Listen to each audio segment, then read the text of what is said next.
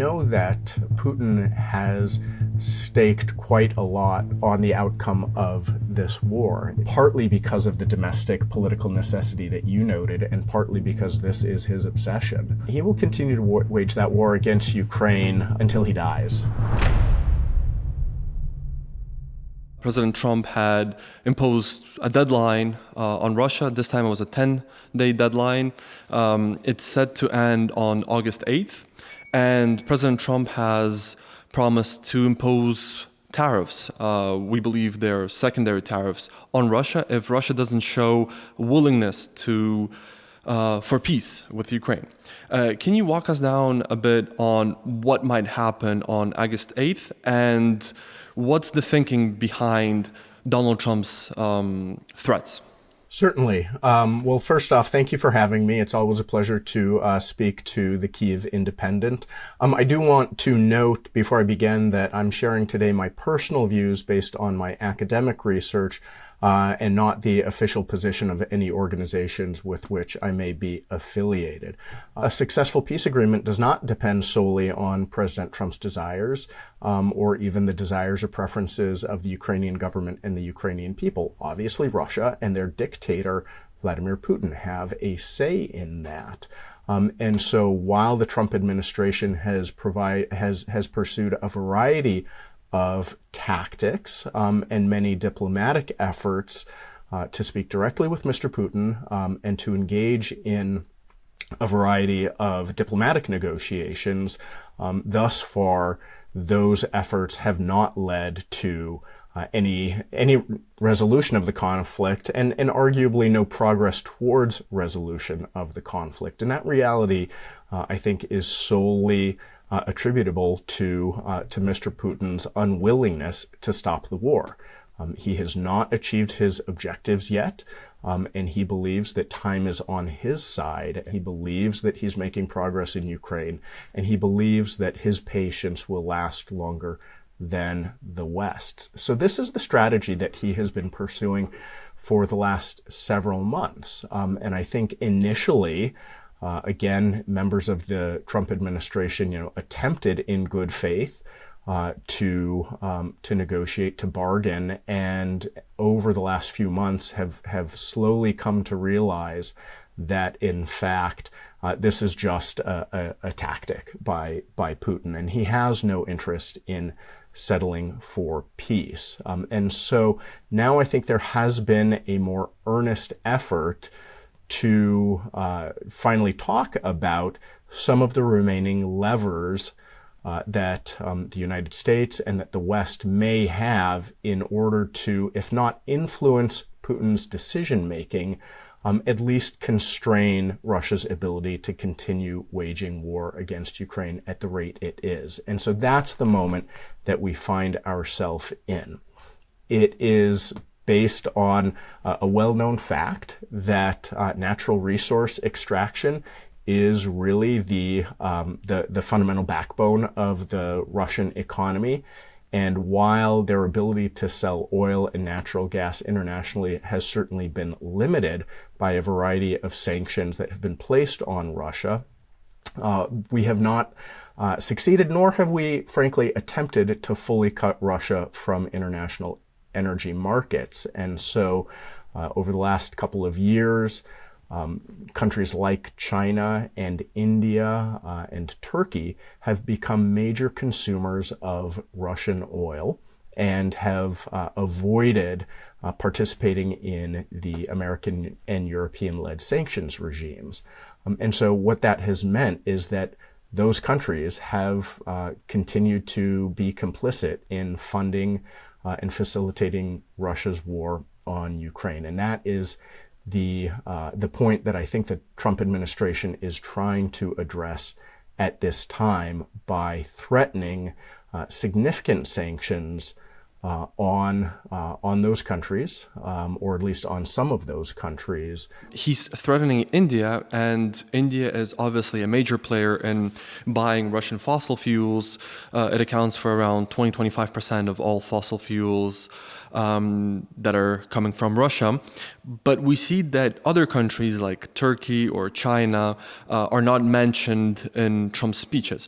Can we say that he's testing the ground of how he can pressure countries of stopping buying oil, for example, from Russia, and try to realign them on American energy? Tariffs and trade policy are obviously the president's go-to diplomatic tool internationally to achieve a wide variety of American interests, economic interests, domestic political interests, and of course, international policy interests. And so he has announced this raise on not just tariffs to India, but on a whole host of countries globally, and then has mentioned this possibility of an increase in sanctions on India in relation to its purchase of Russian energy. That is to say that we've seen many times before that, he will announce something, announce a deadline, and then extend that deadline, I think in the hopes of, using that as a bargaining chip. Until we see concrete actions, it's a little too early to tell what exactly the end game of these particular announcements may be. Hey, before we continue, please consider becoming a member of the Kyiv Independent. Membership with the Kyiv Independent allows us to do journalism like this, recording videos, print, and covering the war in Ukraine from Kyiv. Thank you for your support.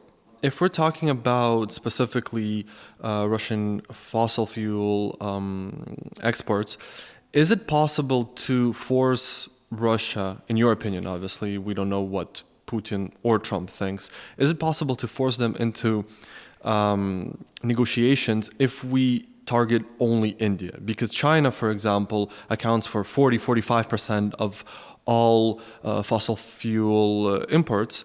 And a lot of the experts say that if there's no pressure specifically on China, then Russia doesn't have the incentive to actually stop its war against Ukraine. I have long been skeptical that we can force Russia into anything, that we can force Russia into good faith negotiations, let alone a settlement. And again, that comes from the branch of my research that has spent the last 25 years studying Russian foreign policy and grand strategy and Putin's regime.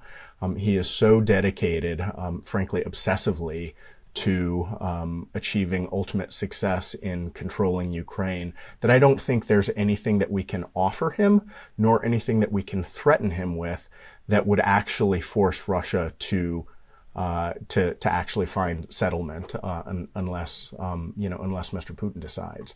And so that is, again, a way of saying that, no, I don't think that imposing substantial sanctions or tariffs against Russian oil purchasers like India will force him to negotiate, nor would extending those to other countries like China and Turkey and others that buy Russian energy force him to do anything. And so the skeptics, will say, well, then what's the point of sanctions? What's the purpose? They're ineffective if you can't coerce the target into taking the actions that you want. And here, I think it's more important to note that a proper view of sanctions at this stage is it's not about forcing Russia to the negotiating table. It's about choking Russia's ability to fund and fuel its war machine. And so this is about cutting off the revenue that it receives from energy sales. And beyond that, it's about cutting off the violation of export controls, cutting off Russia's access to dual use and military technologies that are being found in the missiles and in the drones that fall on the cities of Ukraine on a nightly basis. And so it's a longer term approach to sanctions, but it's one that's designed to ultimately produce the stalemate on the battlefield that I think is really the only way that we will ever see a stable cessation of hostilities in Ukraine. Do you see that right now the system that Russia built, that Putin built in Russia, is so focused, is so war heavy that ending a war in anything except a clear victory is dangerous for the regime itself, for its stability, for the country itself? So it's an excellent question, and we know that Putin has staked quite a lot on the outcome of this war. It's not just, frankly, even about sort of settling Russia's security interests, in the former Soviet states in Ukraine alone.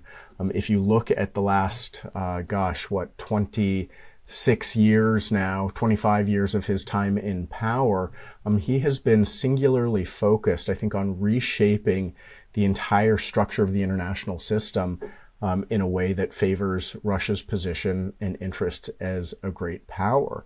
And so it extends far beyond Ukraine, but having staked not just the entire body of his foreign policy on pursuing those objectives, but also his own personal legacy. I mean, I think he really does conceive of himself as sort of the modern day Peter the Great. Creating a great empire, recreating a great empire, and restoring Russia to what he sees as its rightful place in international politics. And so again, it's all just another reason why I think he will continue the war, partly because of the domestic political necessity that you noted, and partly because this is his obsession. And I believe that Putin will wage war against Ukraine, whether active military kinetic war or the type of political hybrid war that Ukraine has suffered for the last 20 plus years. He will continue to wage that war against Ukraine until he dies. That's just something that amazes me personally as a human being, is that Russia is conducting attacks on Ukraine that many consider suicide missions, right? So it seems that Russians know that this is dangerous, but they're still willing to gamble and potentially die in Ukraine for money. Can you walk us through this thinking process? Yeah, it raises, I think, a really fascinating conversation about what motivates people to fight and to potentially die for their country. And so on the one hand, we can take a purely materialist approach to that, and which is to say that people are motivated, Russians are motivated by material and financial interests. And of course, the Russian government has paid increasingly large signing bonuses and other benefits and salaries in order to recruit soldiers without having to do a forced mobilization. And there's no doubt that many Russians, obviously from the poorer end of the socioeconomic spectrum, from poorer regions of Russia, have taken the deal. Setting aside sort of the rational monetary financial explanation, then we turn to another major factor that countries have developed over time, have cultivated throughout the ages to try to get citizens to fight and die for their cause, and that is of course loyalty, sort of an emotional based loyalty, and whether that loyalty is cultivated based on ethno-nationalism or a civic patriotism or an ideological loyalty or fanaticism, that is a well-worn playbook. It's difficult given the challenges of doing sociological research in Russia right now. It is difficult to know just how many true believers and how deeply a percentage of Russians truly believe in what Putin is doing in Ukraine and in Russia's sort of broader ideology. But we certainly know that the regime is investing heavily in cultivating that. And there's been some, very extraordinary, well-documented research into the youth indoctrination programs, the militarization programs. I mean, taking school-age children and sending them to summer camps, putting them in little child-sized uniforms, handing them guns, teaching them to march and to shoot, and above all, to love the fatherland. I mean, it is extraordinary. We see that back in 2022, there were still people who opposed the regime or opposed the war. There were even some small-scale protests in the beginning. Also, a lot of people who opposed the war or opposed to be mobilized to the Russian army left the country in 2022. And talking now to people, even those who were opposed the war, we get the sense that they got used to the war. Not a lot of things changed for people in Moscow and St. Petersburg, even in remote cities like Chelyabinsk, for example. And so for them, this new reality is the new norm.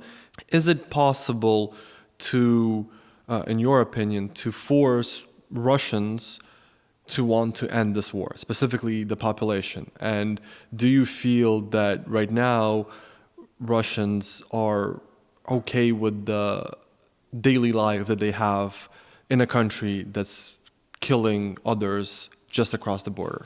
I agree entirely that obviously a key tactic that the Putin regime has followed is to try to insulate ordinary Russians from feeling the effects of the war directly. And you noted that is especially important and especially targeted at the key population centers of Moscow and St. Petersburg. Throughout history, those have always been the spark, the source of the revolutionary upheaval that has toppled regimes.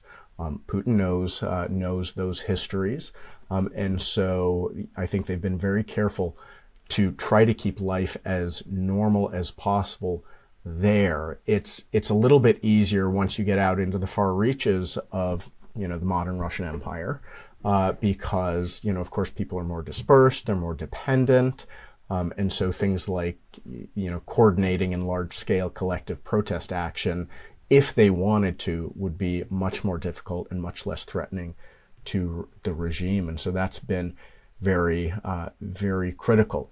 The challenge, of course, and here I won't speculate or comment or propose, what tactics, whether military or non-military, Ukraine ought to follow to try to influence people's or daily experience of war in Russia. Because, if you look just from the outside, us in the West from the outside looking in, you see sort of a very stable social position. There weren't a lot of protests. There weren't a lot of public visible indicators of dissent. Now, what we don't know, we as outside observers, but also ordinary citizens don't know just how fed up their neighbors, their friends, their coworkers really are. And so it's hard to know where any given individual or society is, how close they are to their breaking point. And so given that uncertainty, again, I think just that it doesn't change the strategy. I think the strategy is consistent maximum pressure on Russia's ability to wage war. Thank you for watching the video. If you liked the video, don't forget to like and subscribe. If you didn't like the video, don't forget to write an angry comment. Also, I want to remind you that we have a membership program at the Kyiv Independent. Supporting the Kyiv Independent allows us to do the videos like this and report on the war in Ukraine. Thank you.